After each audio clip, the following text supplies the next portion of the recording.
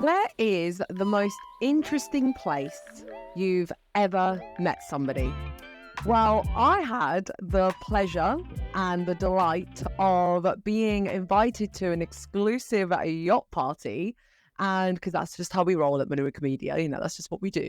But yeah, no, it was a LinkedIn connection actually that invited some fellow LinkedIn influencers to this yacht party. I mean, because why not?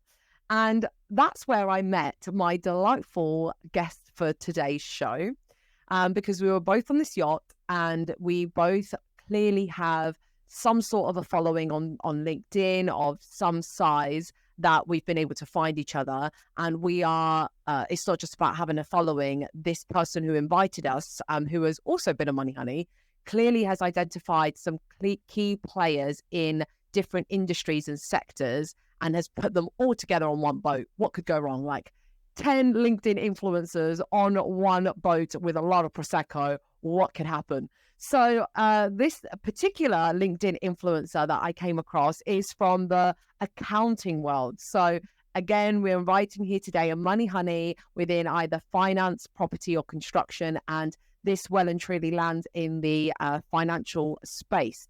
But you don't often find, my husband's an accountant, so I think I can be forgiven when I say that accountants are often not really considered as a sexy industry. It's not like, they're always like kind of excusing themselves, saying, oh, yeah, so sorry, I like the numbers and I'm a bit boring or whatever. But let me tell you now, the accounting world is far, far, far from boring. I've seen the most eccentric, enthusiastic people in that space. They have massive events that they all get together at. So we're going to hear about that today. So today I'm joined by the lovely Rachel Gregory from ACCOUNTex. So you must have heard about ACCOUNTex before. She's an event manager, as she describes herself, LinkedIn enthusiast. She's all about empowering women. So she has to be a Money Honey. So when I got talking to her, I was like, you have to be on the show.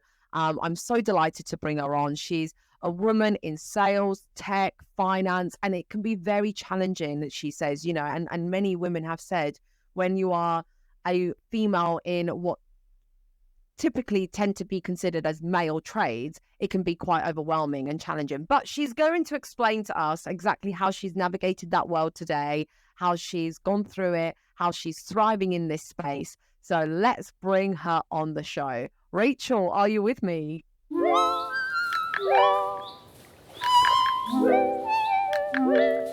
Hi, Rosalina. Yes, I'm here. Thanks for the lovely introduction. So wonderful to be here. Oh, amazing. Thank you for making it here. I know you've had a hefty week, haven't you? What's been going on in your week, Rachel? Yes, it's been a crazy busy week in the world of events. So I've literally just got back from Manchester. I was on site for our ACCOUNTex Summit Manchester exhibition that took place on Tuesday, where we welcomed thousands of accounting and finance professionals for a jam-packed day of learning, connecting, engaging, and quite the after party. Oh, amazing. Yeah, like I said, I don't know if the introduction was appropriate, but I've seen the accounting industry to be buzzing, to be energized, to be thriving. It's not like the traditional, typical kind of, stereotypical accountant that sits at home and has got like stacks and stacks and stacks of paper files. It's not like that. So could you give us a bit of a rundown of what the accounting world does look like? Oh my God, absolutely. And yes, it's so misunderstood. Like when people hear about the events that I put on and what we do at ACCOUNTex and the industry, they are just literally blown away, because I can tell you the accounting and finance industry absolutely rocks. There are so many amazing, influential entrepreneurs out there that are running their practice despite having to keep up with rapid change whilst trying to support their staff under, wear a million hats basically, because especially post-COVID, SMEs rely so much on their accountants They don't just want them to help them with their business. Sometimes they want them to help them with their divorce, sometimes childcare. Like, there's just, accountants are the go-to, most trusted person for every business. So the weight that those guys hold and the job they do is absolutely exceptional. Oh, you need an accountant on your phone speed dial. Like, if you don't have a nutritionist or doctor, an accountant, a financial advisor, your loved ones, like they're the top people that you need, in my opinion, on speed dial. Now, obviously, I cheated a bit. I'm married an accountant, okay? So that's easy for me to say. So if you don't have access to a husband or a wife or a partner who is an accountant, how else can we connect with accountants, Rachel? How do you find a good accountant?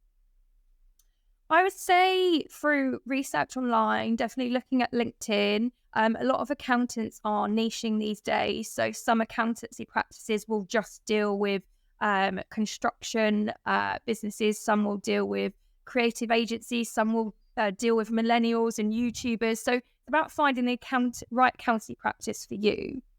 Yes, yeah, and don't get me wrong, like, I love my husband and he's an amazing accountant. He's super qualified. He passed with flying colours.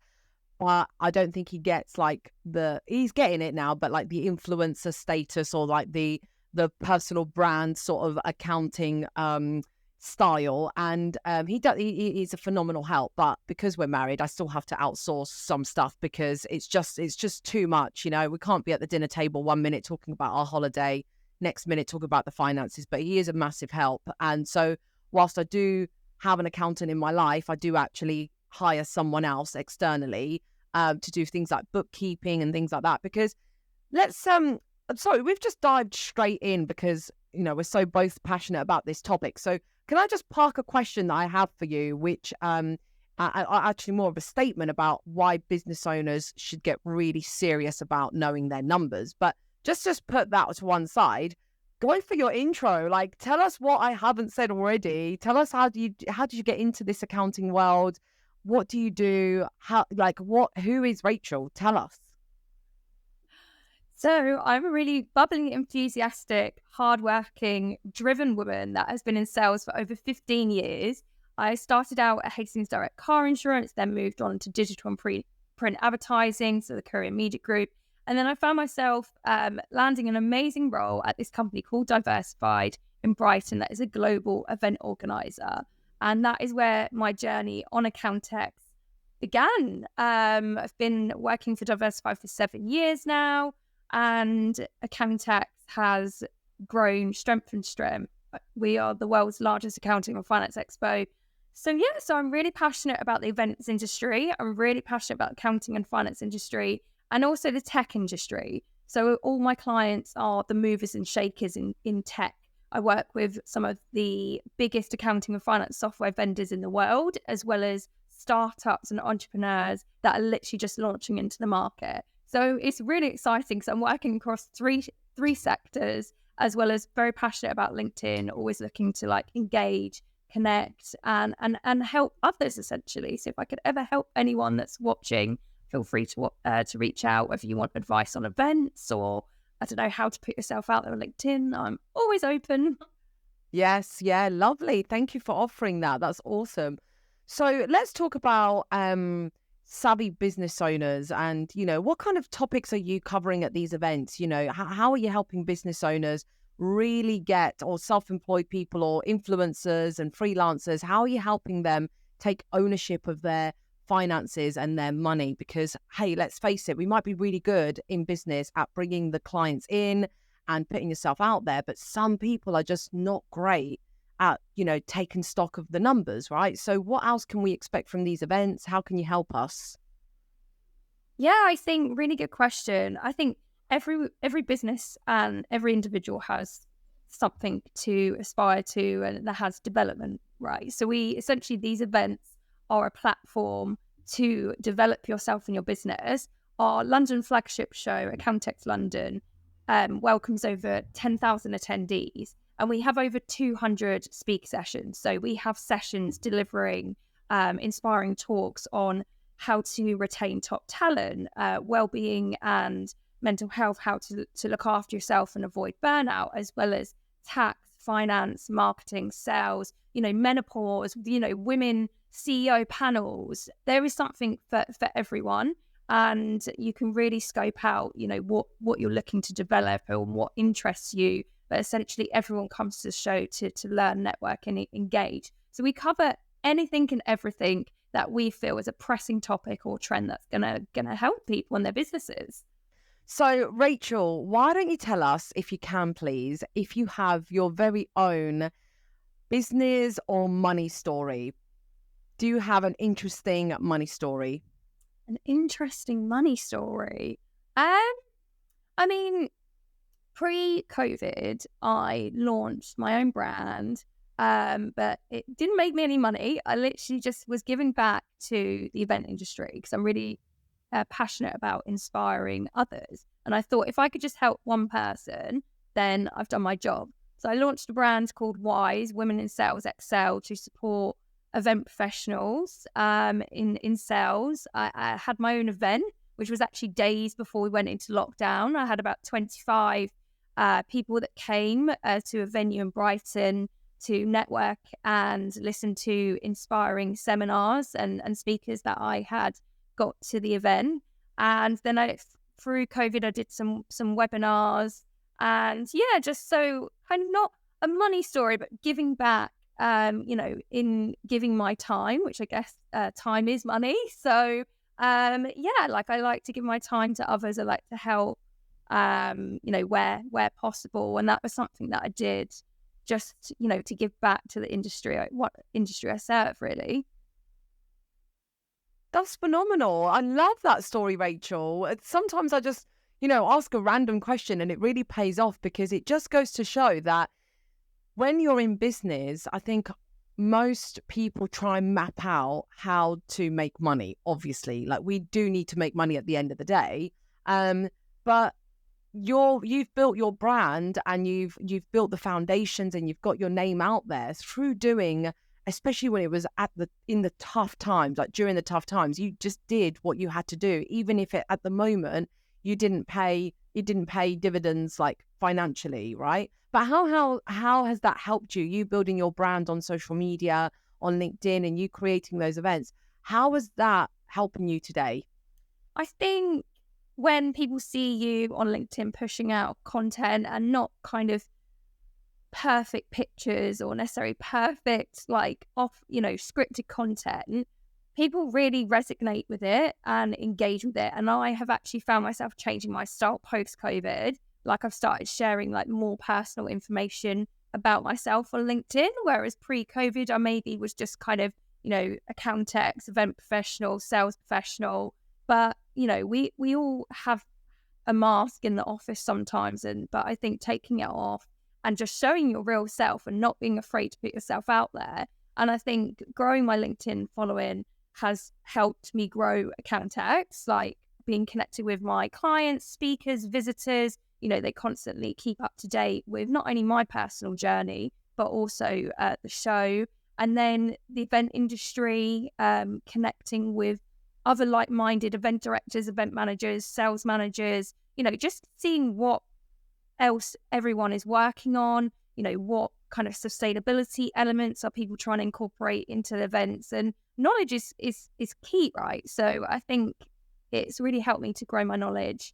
And have people I can reach out to. Like I said earlier, that I'm always happy to help anyone, no matter what area you're working in. If there's something I can help with, drop me a LinkedIn message, because I'm always happy to, exchange my time, give my time as such. So I think it's really helped build those foundations, and hopefully helps to inspire others that perhaps see my content that are scared of putting themselves out there, don't know what to say, don't know what's going to be relevant, don't know what's going to be received well.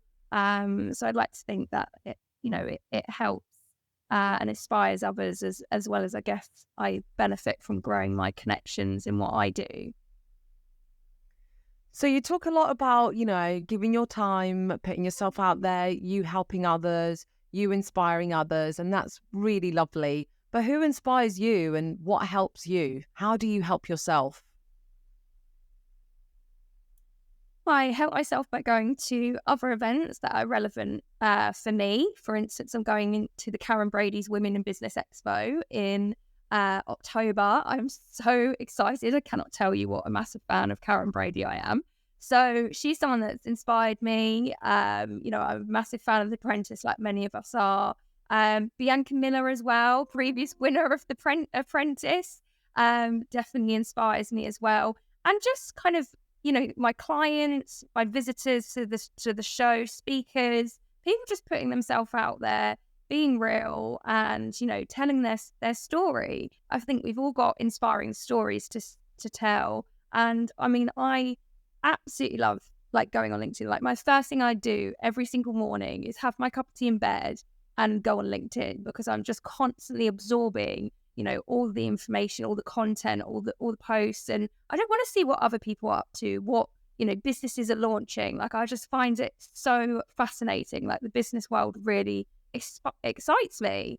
So that's, I guess, who inspires me, as well as many mentors I've had and been lucky to work with, like my boss who I work for, Caroline Hobden, event director on ACCOUNTex. She is absolutely so influential. She's been in the event industry for over 20 years, and she supports me, helps me to grow, and is such an inspiring, incredible woman.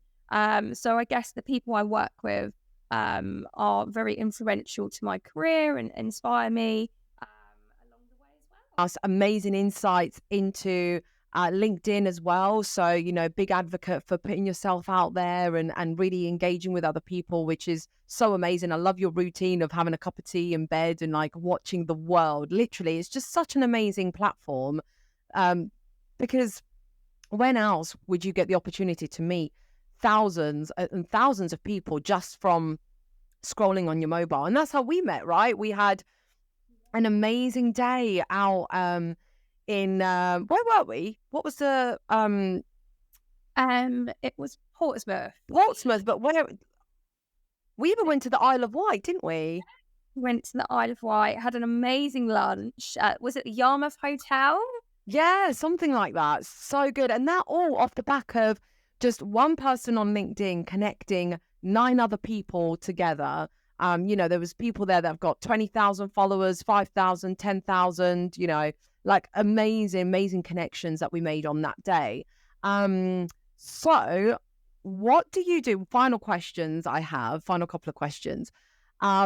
When Rachel isn't working and putting stuff out on LinkedIn and running around at events, what else do you do? What do you do in your spare time? What do you like to do, basically? So I live in Brighton with my husband. I got married last year. Congratulations. Thank you so much. And I think you got married, didn't you? Was it? I did. Yeah, it's been a year as well. It's been a year in July. Yes. Congratulations to you too. I remember us talking about your amazing honeymoon whilst we were sipping Prosecco on that fabulous yacht.